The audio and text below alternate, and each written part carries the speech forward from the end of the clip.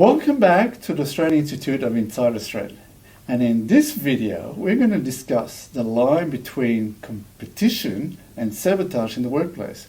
We're going to examine how these forces can impact organization dynamics and security. And we know that healthy competition can lead to performance and innovation, but when it turns toxic, it can lead to harmful behavior. So with me, I've got my trusty colleague, Peter Natra. Welcome back. Thank you very much. Let's dive in. What do we mean by competitiveness and sabotage? So we've got a shade of grey in between.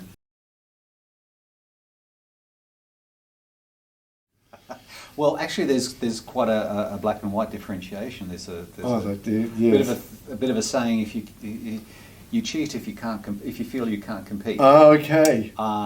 So look, if you're in the race and you have to be in the race, but you feel you can't compete, most people will resort to cheating, which in this for this video we're talking about sabotage. Yes. So sabotage is just as it's a much more highfalutin word. Yeah. So how do we describe sabotage then? Because it can mean a lot of things. There's self-sabotage, there's sabotage against others, but there's also sabotage against organisations. So in terms of competitiveness, to get at a competitive edge, quote unquote, the sabotage is more directed at pulling down the person that you are the most afraid of. I mean, sabotage is actually a fear-driven situation in a competitive environment. Yeah. I feel I can't compete with this person, so I'm going to sabotage them. I will white-ant them. I'll pull their clients. I'll say naughty things about them to their client base, so they'll come back to me. Yeah. These all are sabotage activities. Self-sabotage is literally you're playing the game against yourself. So literally you're realizing that you have a high degree of probability that you are going to achieve something, but that does not align with your own worldview. Yeah. So self-sabotage basically says, see, I told you so. Yeah. Okay. What are the some of the warning signs that one can see that maybe going from a sort of competitiveness to sabotage? So the person doing the sabotaging or the cheating will never, very rarely, flag that they are. The person that is being affected by the sabotage will start acting uncomfortably. And look, let's bring it back down to basics. You have two kids. You've got a family with two kids. And one kid is sabotaging the other kid, I don't know, favours or lollies or whatever the case may be. The person that's going to arc up the most is the person that's being on the affected end. But this is happening, but little Johnny did so-and-so. That's your warning sign. Now, expand that back out into an adult environment.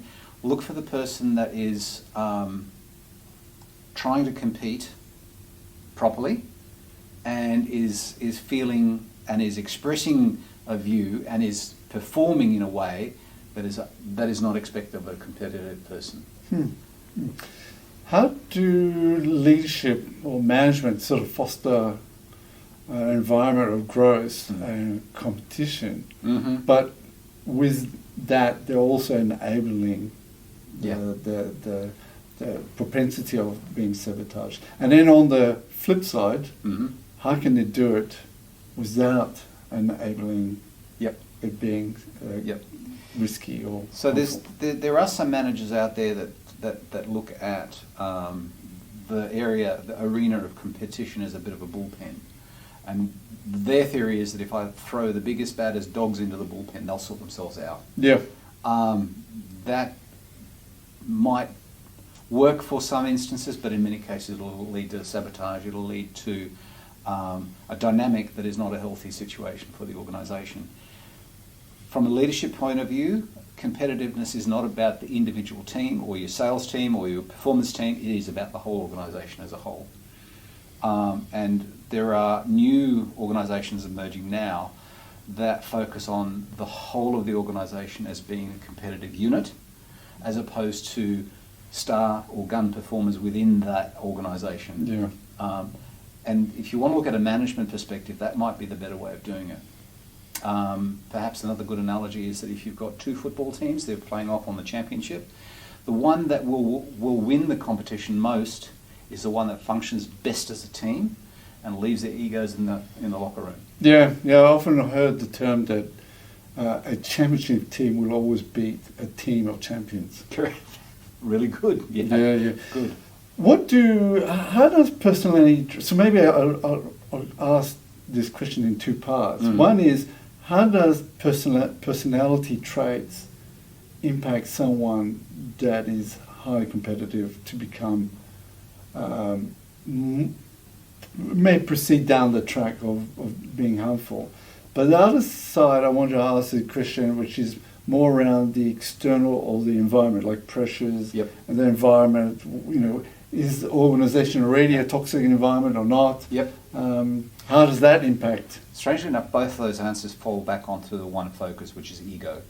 So in a competitive situation, if the ego is threatened in one way or shape, and that can also be a sense of self, not only a sense of standing inside of the organisation, if that ego becomes threatened, then people can and often do take strange routes to get there. Yeah. From an organisation, they need to be able to understand that this person needs to be recognised for what they do, but also at the same time make sure that everybody else is also recognised for what they do as well too. Because if you have competitive players inside of a team, ego is a part of it. It's actually what drives them forward, but that also needs to be managed as well too. Yeah. So how do organisations then identify when competition is becoming way too toxic? When there's more time being spent with internal politics than there is about externally getting the job done. And it gets back to who's the quietest and who's making the most noise. Yeah, correct. The person doing the sabotaging will probably be very quiet, unless they're busy big noting themselves, which is another sign. Yes. But let's just take it from that perspective. The person that is having the sabotage acted on them may not know it's happening, but they'll go, I don't know why, I had this set up.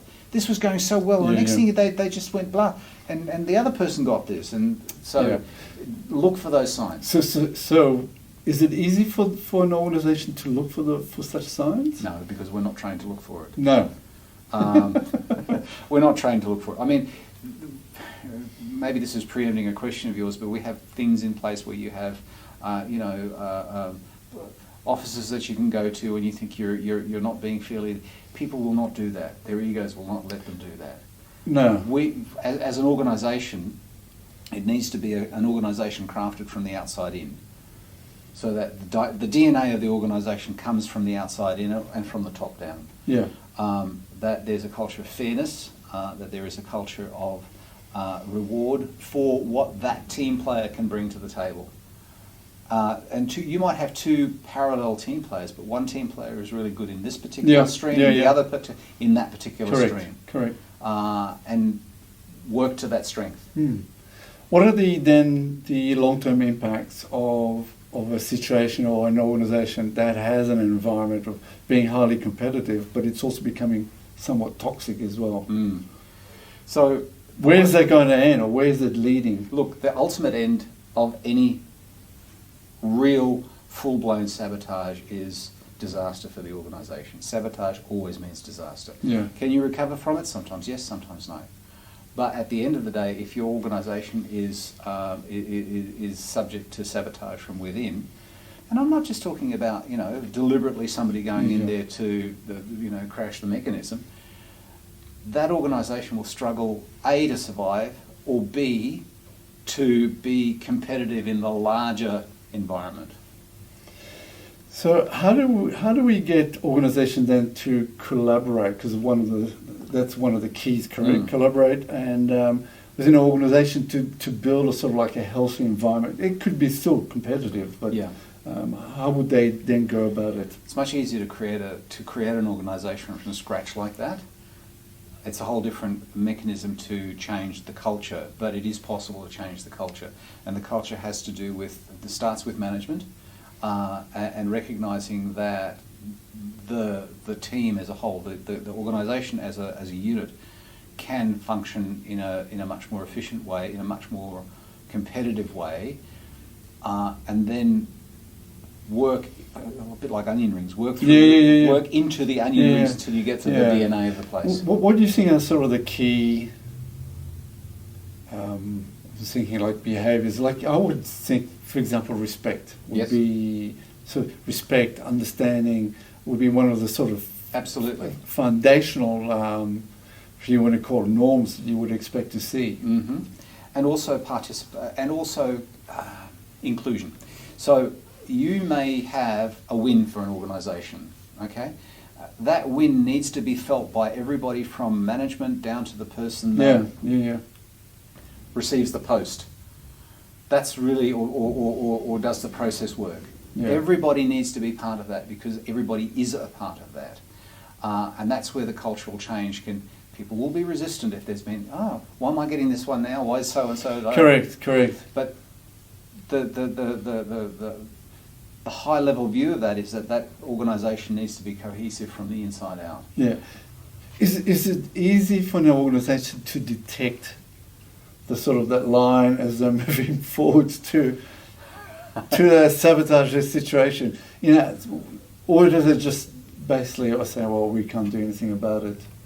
When do, well, you mentioned that a little bit early on about employees putting their hands up and such.